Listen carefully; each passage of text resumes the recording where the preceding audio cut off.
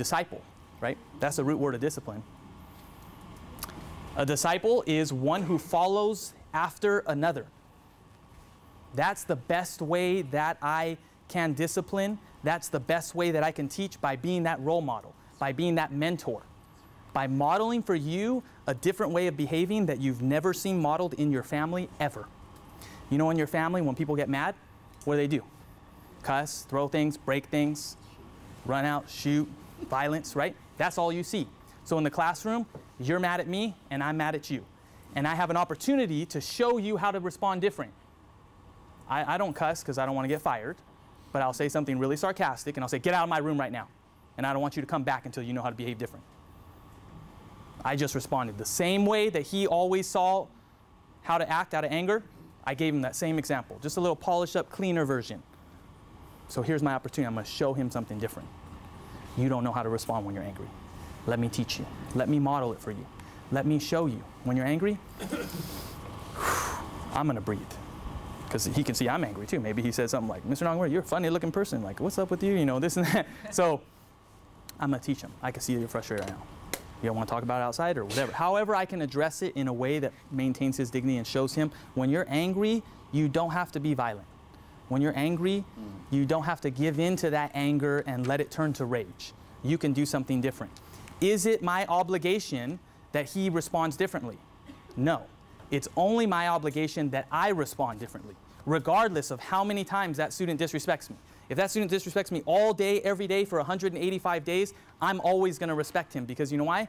Changing around habits does not happen overnight. It's a process and it takes some time. And that student might not learn it in your classroom or in that grade level, but they're going to learn it, and they will never forget how much patience, how much love you show to that child. So this is really important that we model that. I'm looking at my time. I'm going to skip that one. I had this really good, have anybody seen School of Rock? That video was awesome. My wife and I were watching it last night for some reason. I have no idea why we're watching it. But, and there was this really good part where Jack Black goes and he's pretending to be Mr. Schneebly, right? And he's going to substitute, and he's talking to the principal, and she's like, you know, he's like, what time do we get out? And because she says, do you have any questions? He's like, yeah, what time do we get out? When's lunch? And she's looking at him like, what's this guy's problem? And she goes, we have a very high code of ethics here. We're the best school, blah, blah. And he goes, oh, I understand. If a kid's out of line, I'll smack him upside the head. And she goes, no, that's not how we do things. Like, oh, just verbal abuse? Is that okay?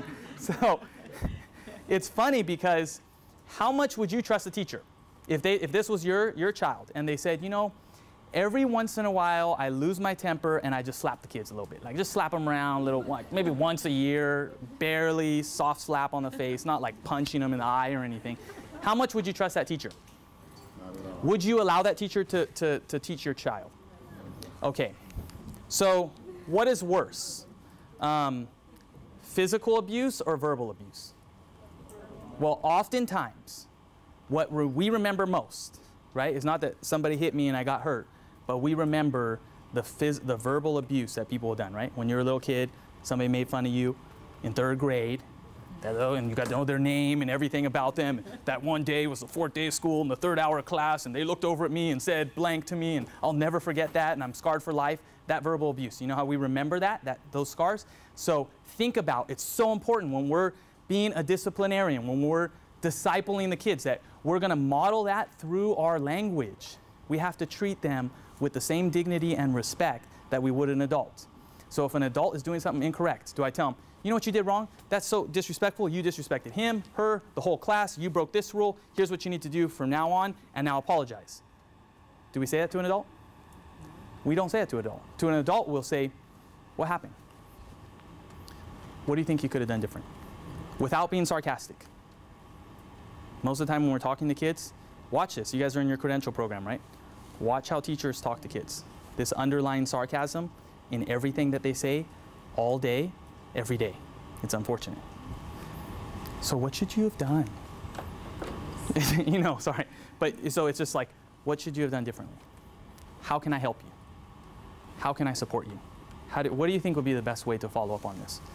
Engage them in the process. let them be a critical thinker, let them learn.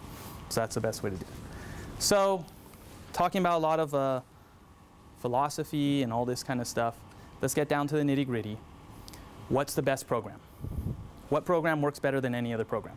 So I'm at the principal's meeting, and our superintendent, he raises his hand, he says they did this national survey, and they looked at all of these interventions for students with challenging behaviors, and they wanted to see which one was the most effective, which one worked the best of all these multi-million-dollar interventions. And they found the one that was the most effective, that kept popping up over and over, was something called 2x10.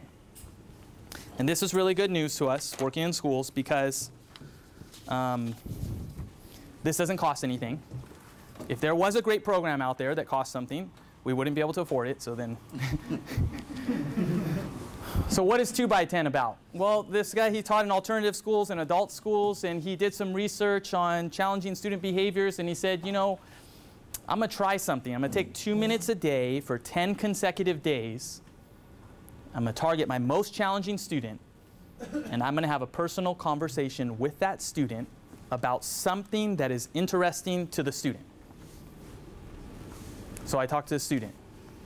Ojan's my most challenging student. Ojan, what do you like to do, Ojan? He's like, lacrosse. And so, oh, what's lacrosse? How long you played? You know, this and that. And I'm engaging him in that conversation, not asking him about his homework or why he's not behaving or anything like that. Total non-academic conversation of something that's interesting to him. This has been the most effective intervention that has been used across the nation. Why is it so effective? Somebody cares about it. That's right.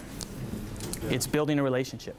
Because I don't want us to walk away with today going, oh, I remember that Ben said that, you know, the one takeaway I got was 2x10, and the answer is in 2x10. Because the answer is not in 2x10. The answer is in what 2x10 does. 2x10 begins to build a relationship with the student. And when you build a relationship like this with the student, what you're telling the student is, I care about you for who you are. I love you because you're my student. Not because of your achievement or lack thereof. Because you're my student and I'm your teacher. And that's the call of a teacher, to show that love to their child unconditionally.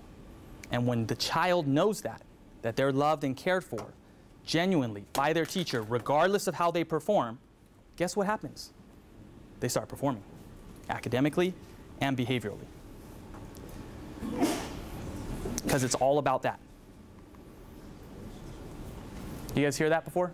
Rigor, relevance, and relationships. It's like a buzzword. You might remember that for an interview when you're having your first interview for your job. Rigor, relevance, and relationships.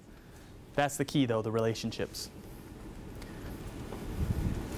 Have you ever heard a teacher say, I hold the bar high for my students? I hold my kids to a high standard. I hold the bar high. Most teachers don't say, I hold the bar low, right? Almost every teacher says, I have high expectations for my kids. I expect my kids to perform at a high level. What does that mean? Interview 100 teachers, they give you 100 different answers.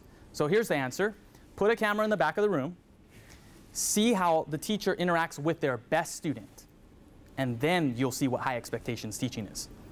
Because that teacher has high expectations for their best student, right? So let's say that Matt is my best student, right? Matt walks into the door. Matt, how you doing, bud? What's up? What'd you guys do this weekend? You know, what are your parents? How are your parents doing? How's your older brother? How'd the game go? I start engaging him in personal conversation. I start telling Matt, I care about you. I'm personally invested in your life. Other things. We're in class. I'm teaching. I'm asking a question. I call on Matt for a really challenging question, and I'll wait for him for like 5 seconds longer than I'll wait for the low student, the one that I don't believe can perform. I'll wait for him longer, and if he doesn't get it, I'll give him some time, maybe give him a little bit of prompts, and I'm sending a message to him, you can do this. I know you're smart. That's high expectations teaching. Now my lowest student. Shannon walks in the door. I just kicked her out, and she's coming back from her 2-day class suspension, and she walks in the door, and I'm like, oh, Shannon, how you doing today? What are we going to do in class today, Shannon? Did you get your homework done? Did you learn your lesson? Every conversation I have with her is about what? School. Discipline, homework. What am I telling her? My relationship with you is purely business. I can care less about you, and all I'm really cared about is how well you perform. And that really sucks for a kid that doesn't perform well, right? Because what am I saying then? If all I care about with you is how you perform, and you don't perform well, I must not care about you that much. That's what high expectations teaching is. That's what the 2x10 does. Discipline through the relationship. I'm sure Reggie knows this. Reggie could probably say stuff to students. He could probably say stuff to the students he's working with that his teachers, the teachers could never say to the kids. That if the teachers tried to say that to the kids would flip them off and cuss them out and shove them, because the students don't know that the teacher cares. When I know that this adult cares about me and they have a positive relationship with me, I'll listen to them. I always discipline through that relationship. Relationship is first. If you keep seeing defiance in the classroom, you guys are doing observations, or who's doing student teaching right now? Okay, so everybody's doing student teaching? Is there any student in the classroom that's repeatedly defiant? If you have a student who's repeatedly defiant, you know what that's saying? That there is a strain in that relationship with the student. So the solution to that problem is not how do I get him to stop being defiant, but how do I build a relationship with that student? If I can build a relationship with that student, I can overcome that defiance. Here's what it looks like as an elementary school teacher. When I taught elementary school, 4th and 6th grade, I got a student, he's always giving me problems every day. I know who I'm playing with at recess today. I'm putting on my running shoes. What do you like to do? Sorry, what was your name again? Matt. Matt, what do you like to do? Matt's like, I like Chinese jump rope. That's my favorite game today. We're doing Chinese jump rope. I'm gonna play Chinese jump rope with him. I'm gonna make a relationship with Matt. All week, I'm just gonna go play Chinese jump rope with Matt. I'm gonna show him that I care.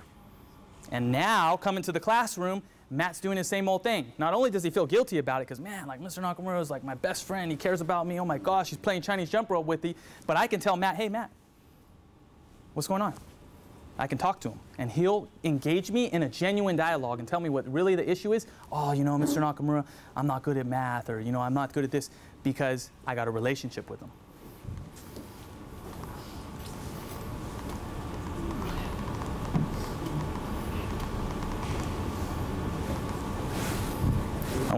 I want to just end with a little story, because kind of like, I know you guys are tired because I'm tired. Sorry, like, you guys have been sitting a lot longer than me.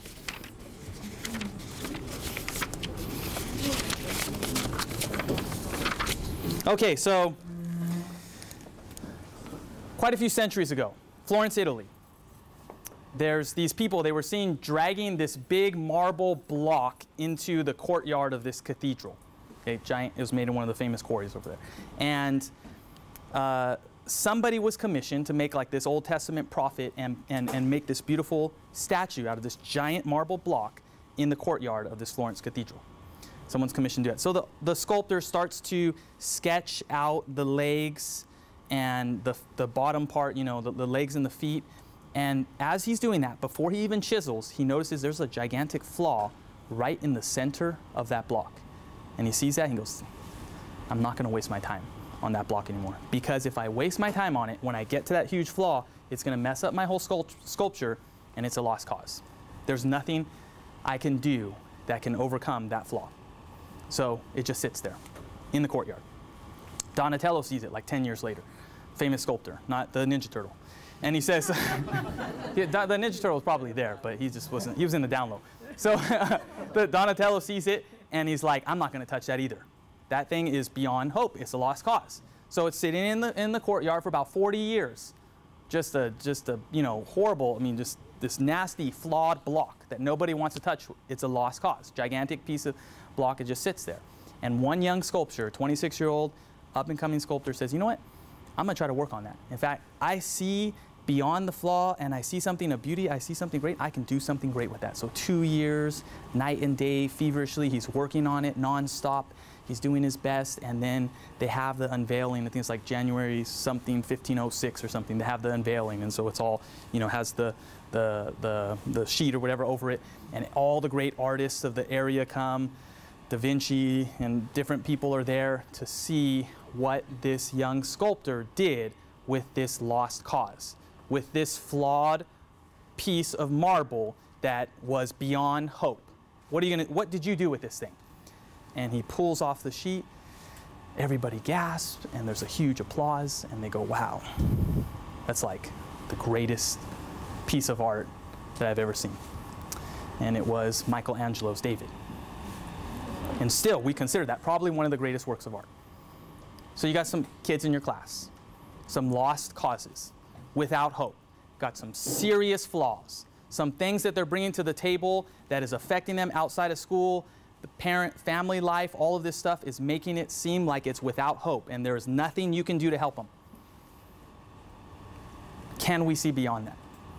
Can we be committed to say, I'm gonna make a difference in that life? Because I'm gonna tell you, history tells us, science, all the greatest discoveries often come in those places where we think that there was no hope. In the most unexpected places, in the most unexpected ways, we find the greatest acts of innovation, technology, invention, all of those things. So when you see that kid that seems like they're without hope, there is greatness inside that kid that you can bring it out as that master sculptor, as a teacher.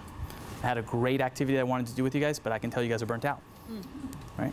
So I'm done. If you have any questions and stuff, I can take questions and stuff, but that's my presentation. Thank you guys.